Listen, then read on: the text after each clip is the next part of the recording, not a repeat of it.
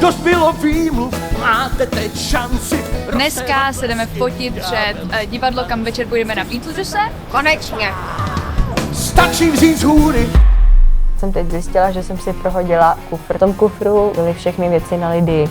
Jsme na Broadwayi, na Beetlejuice chtěli vlastně reprezentovat Českou republiku. Cokoliv stane se bývá vyšší vůli. Budeme hledat kostým a paruku. My obě umřeme, Nestíháme. a ne, že ne, s nesnesitelnou depresí. A doufám, že tam něco najdem.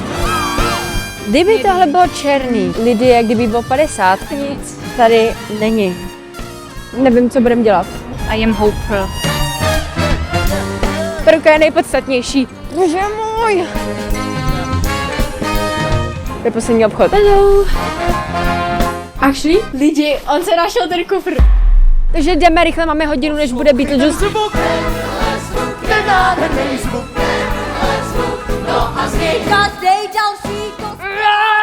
Je tam! Takže se musím rychle oblíknout, ale u toho nemusíte být. Nestíháme!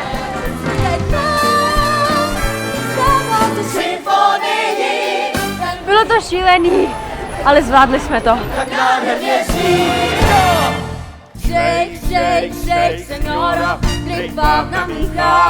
Jedeme, za 9 minut to začíná.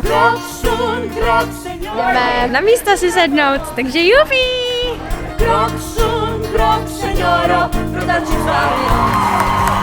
Bylo to amazing. Prostě Broadway.